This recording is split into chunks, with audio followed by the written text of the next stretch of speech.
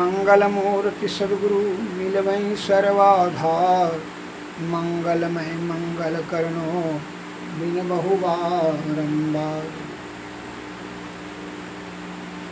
भक्तगणों को तथा धर्म अनुरागियों को मेरा हार्दिक नमन।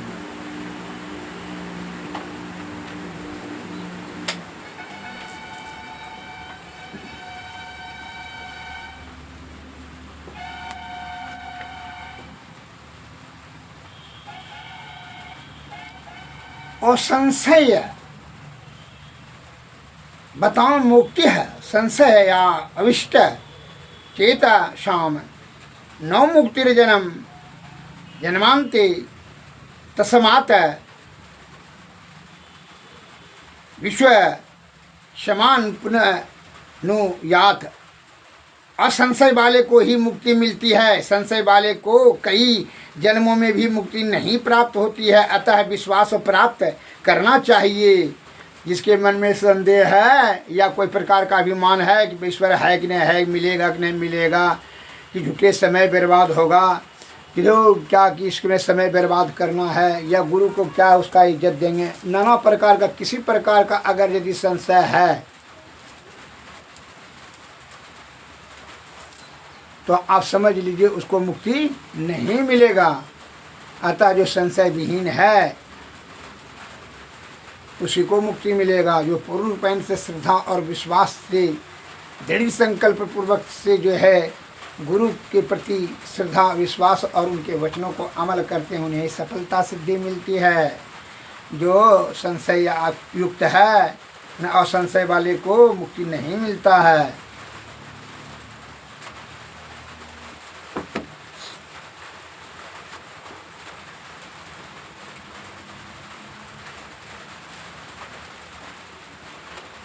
अतः गुरु के प्रति अथाह श्रद्धा और असीम जो है विश्वास दृढ़ता होनी चाहिए। अगर यदि गुरु के वचनों को दृढ़तापूर्वक श्रद्धापूर्वक अमल नहीं किया जाए उसे सफलता सिद्धि नहीं मिलेगी। कहिए कैसे, मैं उदाहरण देता हूँ। एक बार महात्मा जी ने अपने 4 शिष्यों को कहा कि चंदन का लकड़ी होम करने के लिए जरूरी है, इसलिए तुम चारों ने जाओ, एक बोझा जो है चंदन का लकड़ी लाओ, गंगा नदी के उस पार में चंदन का वन है, वहीं से जाओ लाओ। चारों चल दिए, गंगा तट पर आकर के बैठे। एक तो तैरने के लिए नहीं जानता था, उसने नाव का आसार देखा, उस घूर करके चला आया। और दूसरा ने जो है नाव का आशा पूरा देखा, लेकिन जो है मन में विचार किया, जब नाव नहीं मिला मन में विचार किया कि जाते हैं गुरुजी कहेंगे कि आमे का लकड़ी से काम कर लीजिए। कहा है सावन भादों का दिन है, चारों बगल पानी पानी है, अगर यदि यह जीवन का सवाल है, दूसरे लकड़ी से आमे का लकड़ी से कहेंगे काम कर लीजिए। उसने भयभीत हो गया, वो बना करके वो भी चला आया। तीसरा आदमी जो है वह क्या किया कि वह केले का जो है थन लाया काट कर करके और उसी को बांध करके नाव बना लिया, उसी के सहारे नदी का पार चला गया। और चौथा ने भी बांस काट करके लाया और उस पर जो है बांध करके उसको उसी के सहारे नदी के पार चला गया। दोनों तो पार चला गया। यह जो है एक ठो जो है देखा, जब चंदन का बन गया तो वहाँ देखा विषधर सब सांप जो है चंदन के वृक्ष पर लटक रहा है। सांप कोई भी वृक्ष सांप से विषधर सांप से खाली नहीं था, सभी पर सांप लटक रहे थे। गिरधर सब मन में वह भयभीत हो गया कि जो है लकड़ी काटने जाएंगे या जो है कि काट लेगा तो यहीं मृत्यु को प्राप्त हो जाएंगे, मर जाएंगे, जो है तब कोई काम नहीं देने वाला है। वह वहाँ से घुर के चला आया। चौथा को बड़ा दृढ़ संकल्प था। उसने जा कर के गाँव में 4-5 दिन जो है काम किया और मजदूरी से पैसा से मट्ठा खरीद लिया और शक्कर खरीद लिया। अपने ज्ञान और मेहनत दोनों का प्रयोग किया। वो दृढ़ता था, दृढ़ संकल्प था कि गुरु का आज्ञा का पालन करना है। जिस पर जाकर सत्य सनेहु ताकर मिलहु न कछु संदेहु। पूर्ण श्रद्धा और आस्था, पूर्ण भरोसा गुरु के शब्दों के प्रति उनको था, इसलिए उनको अमल करने के लिए अपना बल बुद्धि समय सब लगा दिया। 5 दिन काम करके जो मेहनत में पैसा कमाया वह मट्ठा और शक्कर खरीद कर करके चंदन के वृक्ष के निकट में चारों बगल दे दिया, जो कि चीटी पिपरी से भर गया। चीटी पिपरी उस वृक्ष पर जो है वृक्ष पर भी छीट छाट दिया। चंदन और मट्ठा पिपरी जो है खोटा पिपरी चुटा चीटी सब उसमें भर गया मीठा से। बस वह चिट्टी पिपरी खोटा के डर से सांप जो था उतर करके भाग गया। जब देखा कि सांप भाग गया तो इसने जो है चंदन का लकड़ी तोड़ करके एक बोझा ले लिया और सिर पर रख करके अपना फिर वही बनी हुई बाँस की नैया पर वह तैर करके धर करके इस पार आकर के गुरु के चरणों में रख दिया। श्री सद्गुरु महाराज की जय। इसलिए कहता है कि गुरु के शब्दों को जो भगवान का शब्द समझ करके अमल करते हैं, दृढ़तापूर्वक उनको ही सफलता सिद्धि मिलती है। और गुरु का निंदा करने से उसको रौरव नरक में जाना पड़ता है। इसलिए हरिहर निंदा सुने जो काना, गौ घात पाप लगे गौ घात समाना। गुरु का और हरि का निंदा अगर यदि जहाँ हो, समझ लीजिए उनको पाप का पूंजी वो जमा कर रहा है। गाय के हत्या के समान वह पाप लगेगा, अथा शीघ्र वहाँ से चला जाना चाहिए, अन्यथा उस पाप का भागी आपको बनना पड़ेगा। ये जो है एक लघु कथा से मैं बता रहा हूँ कि गुरु अर्जुन देव का श्राप। गुरु अर्जुन देव विनम्रता की प्रतिमूर्ति थे। उनके सत्संग में सत्ता और बलवंड नाम के 2 रागी कीर्तनियाँ क्या करते थे, कीर्तन करते थे। राग ढोलक को बजाता था, को हारमोनियम। जब तक दोनों के अंदर गुरु जी के प्रति श्रद्धा और समर्पण का भाव था तब तक उनके संगीत में बड़ा प्रभाव था। लेकिन कालांतर में बाद में उन्हें घमंड हो गया कि हमारे संगीत के कारण से ही गुरु जी का इतना प्रचार प्रसार हो गया। उसको घमंड हो गया और घमंड से जो क्या होता है, अहंकार से सद्गुण छिन्न होने लगता है और दुर्गुण आने लगता है।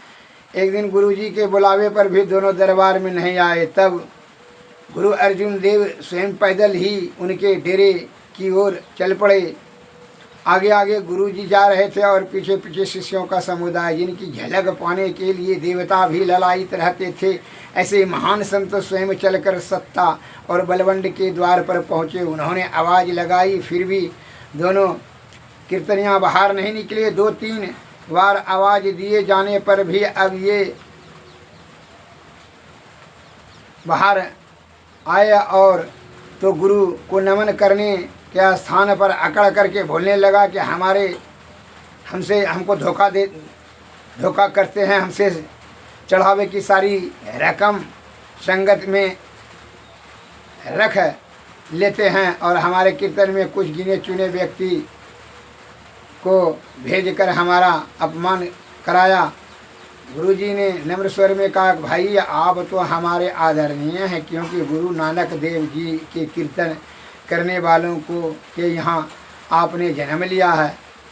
चढ़ावे की रकम संगत को दी जाए, यह तो आपका भी आग्रह था। यदि आप चाहते हैं कि वापस ले लें, यदि कम हो जाए तो और ले लें। दोनों गर्व से बोले, हमारे बिना सत्संग कभी हो ही नहीं सकती, फिर यह अपमान करने की हिम्मत कैसे हुई? यह तो हमारे कीर्तन का ही प्रताप है कि आपको लोग गुरु मानते हैं, अन्यथा आपको कौन पूछता। हम जिसे चाहें उसे गुरु पद पर बिठा दें। गुरु नानक जी को भी हमारे पूर्वज मर्दना ने ही कीर्तन करके गुरु बनाया था, नहीं तो उन्हें कौन पूछता।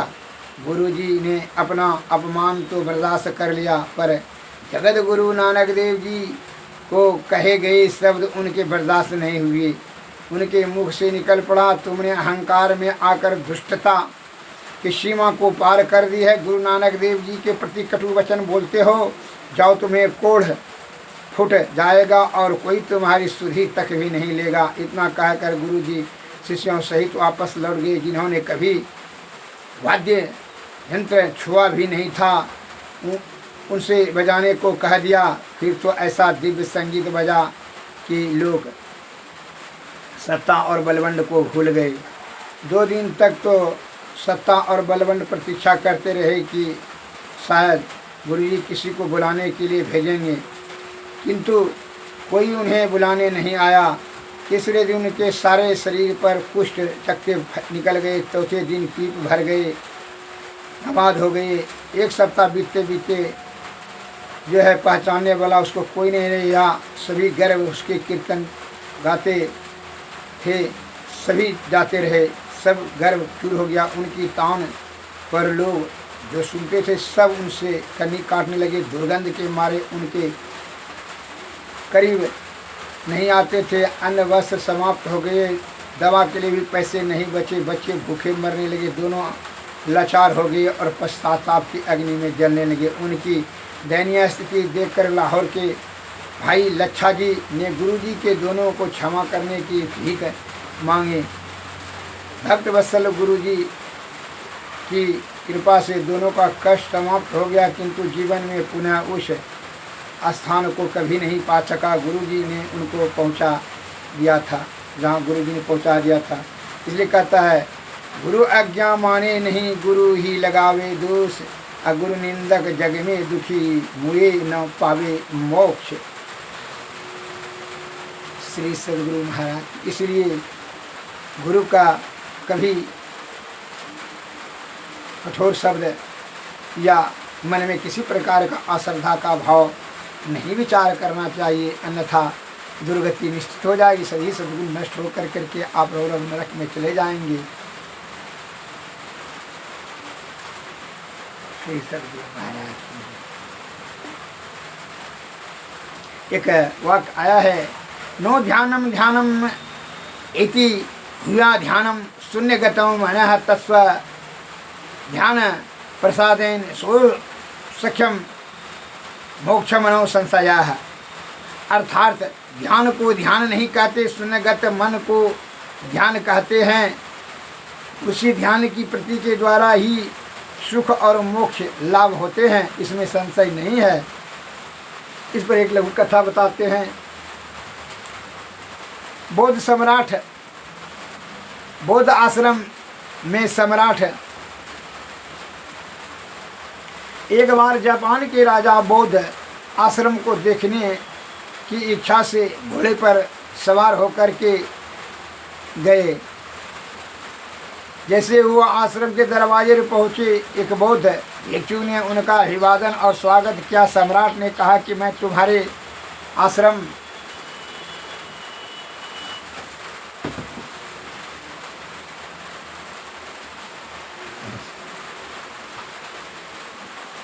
देखने की इच्छा से आया हूँ। बहुत उत्साह के साथ बौद्ध भिक्षु सम्राट को अंदर ले जाकर घुमाने लगा, दिखाते हुए बताने लग गया, महाराज जी यह हमारा पुस्तकालय, हमारी व्यायामशाला है। राजा ने पूछा कि मध्य में जो बड़ा सा भवन है उसमें तुम लोग क्या करते हो? भिक्षु ने कोई उत्तर नहीं दिया और बताने लग गया कि वह हमारा भंडारगिरी है। आगे बढ़ गए तो उन्होंने दिखाया कि वह पाकशाला है। वे लोग घूमते हुए पुनः आश्रम के मुख्य द्वार पर पहुँचे। राजा ने रुष्ट होकर के कहा कि पता नहीं मैं पागल हूँ या तुम पागल हो। तुमने दिखाया कि यह हमारी पाठशाला व्यायामशाला है, भोजनालय है, और जब मैंने तुमको पूछा कि बीच में भवन में क्या करते तो तुम इस तरह से टाल दिए जैसे वह है ही नहीं। भिक्षु ने उत्तर दिया कि महाराज मैं क्या उत्तर दूं, आप तो सिर्फ करने की भाषा ही समझते हैं। महाराज ने कहा यदि उसमें तुम लोग कुछ करते ही नहीं हो तो उस भवन को बनाया है क्यों? भिक्षु ने उत्तर दिया महाराज वास्तव में वह हमारा ध्यान कक्ष है। राजा ने कहा तुम कह नहीं सकते थे कि हम लोग वहाँ ध्यान करते हैं? भिक्षु बोला महाराज फिर आप करने की बात करते हैं। वस्तुतः हम लोग जब वहाँ वहीं बैठते हैं तो कुछ भी नहीं करते हैं। तन से मन से वचन से हम लोग अकर्म की अवस्था में होते हैं तब ध्यान नहीं होता। जब वह कुछ भी नहीं करते तब ध्यान की अवस्था होती है। यदि हमको यह याद रहे कि हम ध्यान कर रहे हैं तो वह ध्यान की अवस्था नहीं होगी।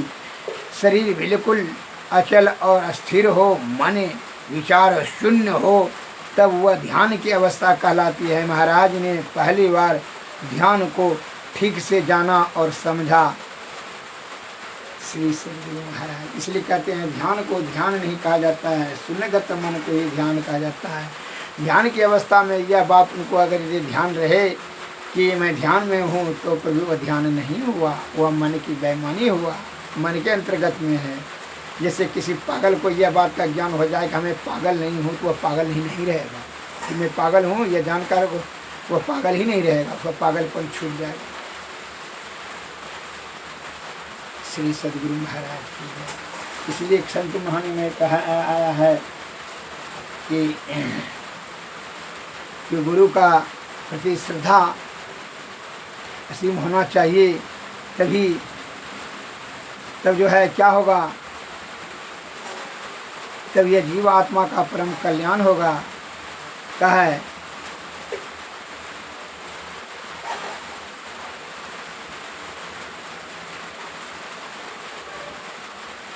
इसलिए संत वाणी में आया है नैनों के तारे चश्म रोशन क्यों नजर आते नहीं, वह रूह रोशन आत्म भूषण क्यों पकड़ जाते नहीं। नक से सीख लो बिंदु प्रति में तुम रमे हो है प्रभु, प्रति पकड़ में तुम धरे क्यों धरे जाते नहीं। सर्वरूपी हो कहते फिर आरोपी हो गए हो, सूक्ष्म तर मन बुद्धियों से क्यों गए जाते नहीं। प्रति अंश में अंतर कवा हर घट में व्यापक व्योम ज्यों, क्यों ही तुम हो सर्वे व्यापक क्यों प्रकट होते नहीं। तुम्हें निज में भेद बुद्धों को जो सकते मिटा हुआ तुम हो ही मैं प्रसन्न, मैं ही प्रसन्न पुण्य रहते नहीं। नैनों के तारे चश्मे रोशन क्यों नजर आते नहीं।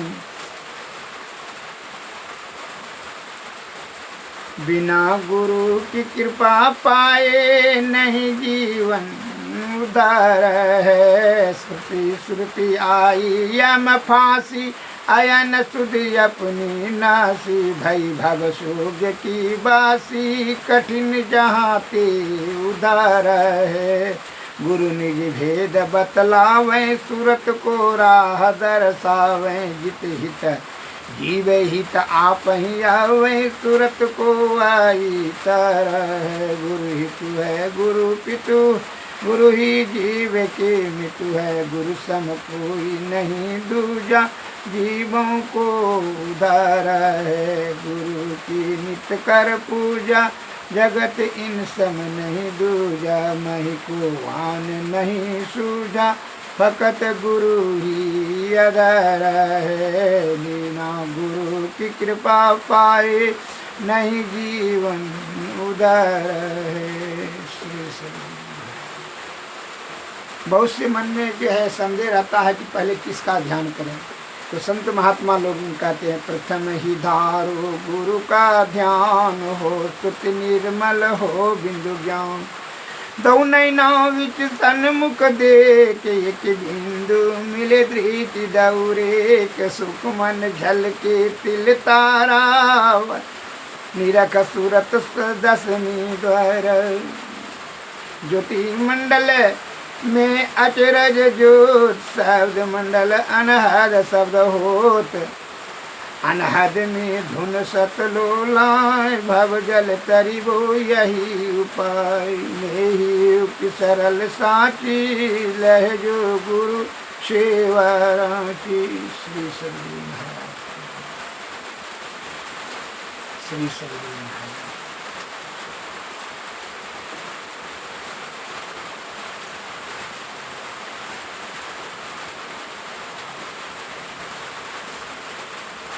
गुरु खोलिए वज्र कपाट, अंधेरी सन्मुख की। कया दुर्ग दुखद बंदी खाना, जले अग्नि या मैं दुख की। हम बंदी युग युग से जलते, चाहे सारा तुआ रुख की। हम जिस की कृपा की धरिए, खोल दीजिए पथ सुख की। चरण शरण अब आए तुम्हारी, सुनिए यह दुखियन मुख की। दिन दिन दुख दरिद्र घेरे हैं हम, अंत करीब दुख की। नहीं नहीं द्वार होई, घई की दीजिए घर सुख की। गुरु खोलिए वज्र कपाट, अंधेरी सन्मुख की। श्री इसलिए गुरु से निवेदन क्या करें? गुरु मम सूरत को, गुरु मम सूरत को गगन पर चढ़ाना। दया करके सतगुण की धारा गहाना। अपनी किरण का सहारा गाह कर, परम के जो मैं रूप अपना दिखाना।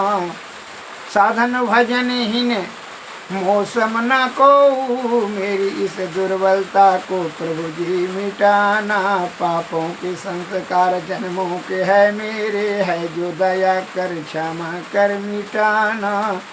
दुमरो विरद गुरु है पति तन को तारन, अपने विरद रखी नहीं जी निभाना। गुरु मम सूरत को गगन पर चढ़ाना। दया करके सतधुन की धारा गाना। श्री सद्गुरु महाराज।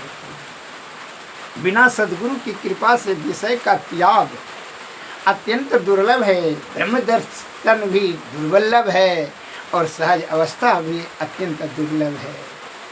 अतः सद्गुरु के शरण में जा करके उनकी सेवा ससुरा करके पूर्ण श्रद्धा और आस्था से, तब उनकी कृपा से जुक्ति जुक्ति से भक्ति भक्ति से उनके श्री सद्गुरु महाराज जिस कपट निरंकार सद्गुरु की शरण में जाएं।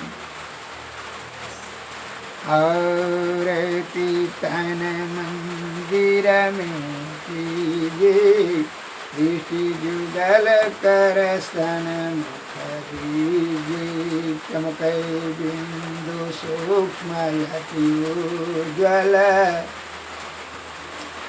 नम ज्योति अनुपम लख लीजिए। जगमग जगमग रूप बरमंडा, निरखी निरखी ज्योति तज दीजिए। जगमग जगमग शब्द सूरत याभ्यास, सरल तर कर करी सारा सवल जी। ऐसी जुगति कया गढ़ त्यागी, भव ब्रह्म वेद सकल मल जी। भवखंडन यारति निरमल, करिमेयी अमृत रस पीजिए। आरती तन मंदिर में कीजिए, श्री जुगल कर श्री सद्गुरु महाराज। सद्गुरु नमस्कार। जय हिंद।